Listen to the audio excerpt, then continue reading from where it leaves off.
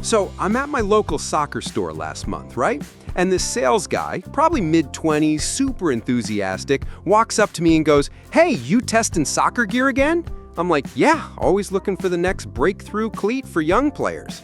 He gets this huge grin and says, "Man, you have to check out these new Adidas X Speedportal.3s. $65, explosive speed, built for the next generation of players." Now here's the thing. I've been testing soccer cleats for over 10 years, and when someone uses words like explosive speed for a $65 cleat, my skeptical radar immediately goes off. But the kid was so confident, so sure these were game changers, that I thought, you know what? Let me put these through the real test. Let me see if Adidas can actually deliver on these bold speed claims without falling apart. 8 weeks later, and guys, I have some seriously concerning findings to share with you.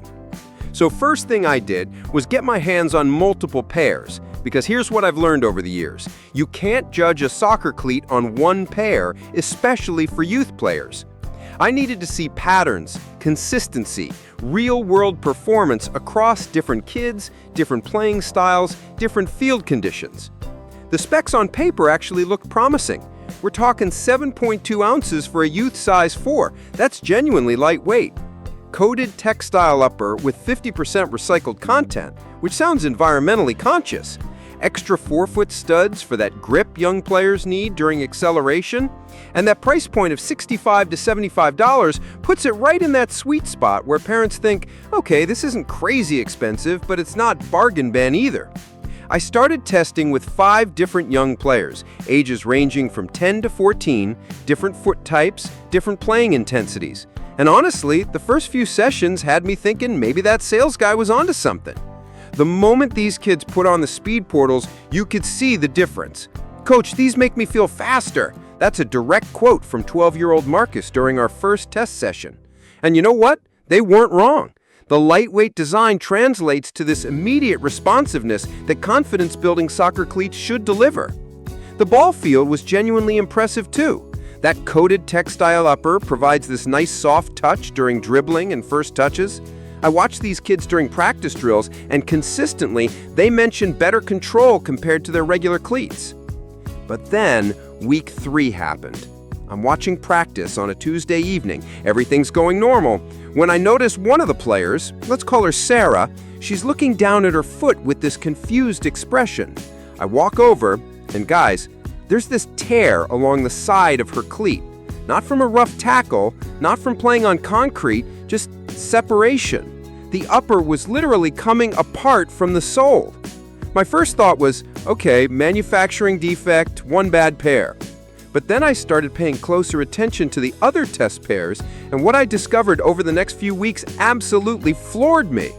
By week 6, 3 out of 5 pairs had developed identical failures. Same location, that side junction where the upper meets the outsole, same type of catastrophic ripping that makes the cleats completely unwearable. And we're talking about light to moderate recreational use here.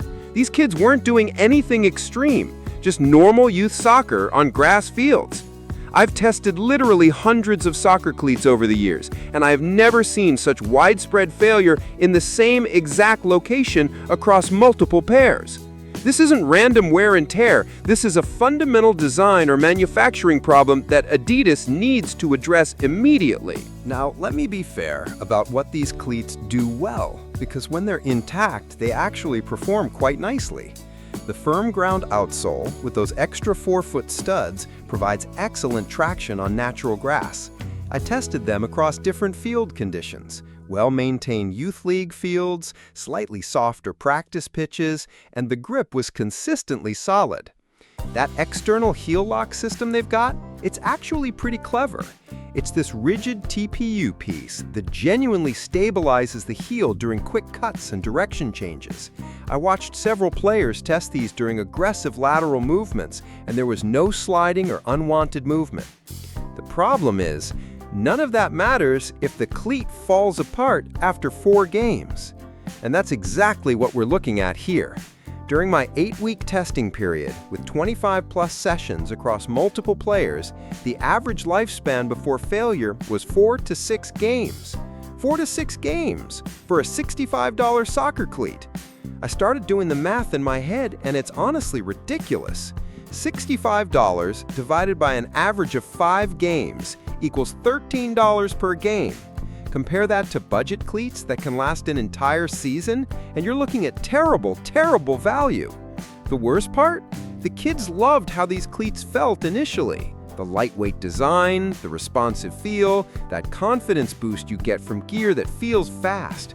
But then, watching their disappointment when the cleats literally fell apart during games, that's just not acceptable from a brand like Adidas. I started reaching out to other coaches and parents to see if this was just my experience, and the feedback was overwhelming. Sarah, a youth coach in Denver, told me, 3 kids on my team got these cleats, all 3 failed in the same spot within a month. Mike, a parent from Florida, said, my son loved how they felt, but they literally fell apart during a game. The consistency of these failure reports is alarming. This isn't user error or extreme conditions. This is systematic quality control failure. So let's talk about Adidas's marketing claims versus reality. They advertise these as built to fly on firm ground, and honestly, that part is accurate. When working properly, these cleats do provide excellent firm ground performance with noticeable speed benefits. The lightweight coated textile upper claim is also true. The problem is, this same lightweight construction seems to be what's compromising the durability so significantly. Here's my overall assessment after putting these through everything I could throw at them. Design and aesthetics, 7.5 out of 10. They're sharp-looking cleats with appealing colorways for young players. Initial performance, 8.5 out of 10. Excellent speed, traction, and ball feel when intact. But durability, 2 out of 10. Catastrophic failure rate that's completely unacceptable for any soccer cleat at any price point. Comfort scores a 7 out of 10 when they fit properly, though getting them on can be challenging with that sock collar design. Value for money, 3 out of 10. $65 for 4 to 8 games of use is absolutely terrible value.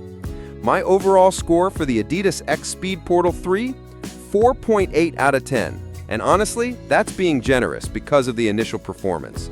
The durability issues are so severe that I cannot recommend these cleats to any parent or young player under any circumstances. If you're looking for youth soccer cleats in this price range, literally any other option will provide better value. Consider the Nike Mercurial Vapor 15 Academy for better durability, the Puma Future Z 4.1 for reliable performance, or even older generation Adidas models with proven track records. Bottom line, no discount is worth buying cleats that will fail mid-game and leave your young player without proper footwear. Trust me on this one. I learned this lesson the hard way, so you don't have to. Questions about finding reliable soccer cleats for your young player? Drop them in the comments below. I read and respond to every single one, and I'm always happy to help you avoid expensive mistakes like this one. Thanks for watching, and I'll see you in the next review.